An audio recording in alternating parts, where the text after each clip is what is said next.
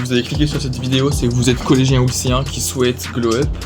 Et on va pas vous parler de la dernière mode, du dernier shampoing qui va sortir, qui va vous faire une belle texture cheveux. On n'est pas là pour ça, ok? On est là pour vraiment glow up.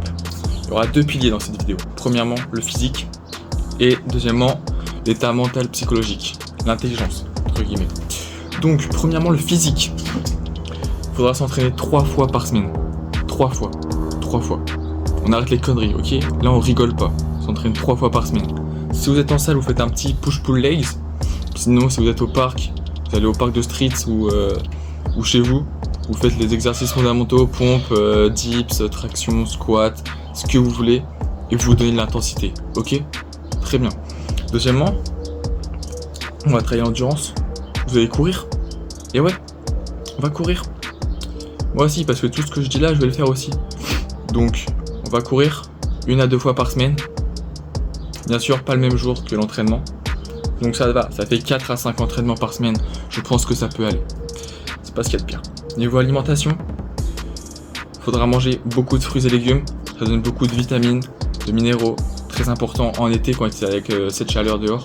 Très important. Évidemment, manger son taux de protéines. Avoir son quota de protéines pour construire du muscle. C'est ce qu'on cherche également pour glow up, se créer un physique, bâtir un physique. Écoutez. 1,6 à 1,8 grammes par kilo de poids de corps de protéines par jour, évidemment. Donc moi, par exemple, qui fait 66 kilos, je devrais manger entre 106 et 120 grammes par jour. Écoutez, vous mangez des œufs le matin, le midi, vous mangez du fromage blanc, des petits suisses, ça passe, crème. Bien sûr, s'hydrater tout au long de la journée, boire à peu près 3 litres par jour. Ça me paraît bien. Enfin, ça dépend de la chaleur et de vous. Mais par exemple, j'ai toujours une bouteille d'eau sur moi, tout le temps. Puis maintenant, nous allons passer au deuxième plan. Cette fois-ci, mental et physique. Ça va être un peu plus dur cette fois-ci. Il faudra se réveiller sans son téléphone. Et ouais, je sais, c'est dur. C'est très dur. Mais ça peut se faire. J'ai réussi à le faire, donc vous pouvez le faire. D'accord ? Donc, sans alarme, se réveiller naturellement parce que les études scientifiques l'ont démontré que se réveiller avec une alarme qui vient interrompre potentiellement une phase de sommeil profond, nous rend fatigués tout au long de la journée. Et on cherche pas à être fatigué tout au long de la journée, on cherche à être en forme le plus souvent possible dans la journée, être actif tout au long de la journée, étudier, faire du sport comme je l'ai dit précédemment, et là je vais encore énumérer d'autres choses très importantes.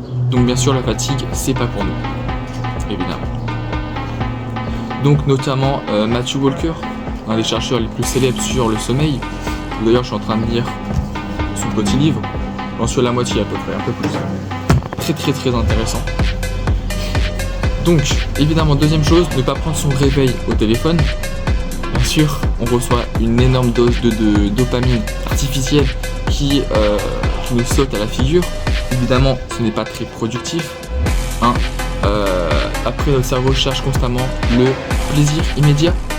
Nous, on cherche à créer des vraies habitudes, des habitudes saines. On ne cherche pas du plaisir immédiat. On construit le plaisir au long terme, avoir un bon physique, ok, et une bonne intelligence. Être malin dans la vie. D'accord ? Donc du coup forcément si on cherche les plaisirs immédiats, nous avons des difficultés à se concentrer. C'est pas le but, rechercher. Troisième chose, je pense que vous le savez déjà, la lecture. On rigole pas avec la lecture. Donc 10-15 minutes par jour, je vais faire cet après-midi, j'ai pas encore fait, c'est pas grave, je me suis entraîné. Écoutez. Donc moi par exemple je lis Run dans le monde de Matthew Walker, très intéressant. Passionnant, je vous le conseille vivement à lire au moins une fois dans la vie. Franchement, ça peut sauver, c'est très préventif. Conseillé à 200%. Deuxième livre que je lis, dans lequel je suis en train de lire, c'est Atomic Habits de James Clear. Donc il est écrit en anglais, c'est un niveau B2, très intéressant. Je viens juste de commencer. Franchement, c'est pour traiter mon anglais. Et puis voilà, j'en suis là pour l'instant. Et puis, quatrième chose, importante aussi, à vous de choisir, je vous laisse le choix, c'est de faire une activité nécessitant de la concentration, de la réflexion, où nous pouvons réfléchir, prendre le temps d'être posé, au calme et de réfléchir. Ça, c'est très important, de faire travailler ses neurones, ses synapses, etc. Donc pour ma part, je suis un élève de première qui vient de passer le bac de français, et l'année prochaine j'ai pris les spécialités maths et physique, donc, et aussi maths experte en option. Je vais travailler les mathématiques pendant ces grandes vacances. Donc j'ai déjà commencé, j'ai déjà travaillé la loi binomiale et on va continuer. Là je vais faire la fonction logarithme et on va prendre de l'avance sur le programme de terminale. Après, à vous de faire comme vous voulez, et si vous voulez glow up, il faut travailler, il faut charbonner. Ok, juste tu fais 1 ou 2 exercices par jour, tu fais un peu de cours, ça passe crème. Tu arrives en début d'année, septembre, on a fait le plus dur, le plus important, et c'est fait. Point final. Et puis évidemment, c'est très important, qui est un peu négligé peut-être, on n'y pense pas forcément, c'est entretenir des relations sociales, amicales, avec des personnes. Bien sûr, ça joue sur nos émotions, sur notre bien-être mental, physique, émotionnel, psychologique, etc. Le fait d'avoir des échanges sociaux avec d'autres personnes nous procure un sentiment de bonheur assez intense, plus ou moins, avec certaines personnes qu'on ne voit pas souvent, par exemple.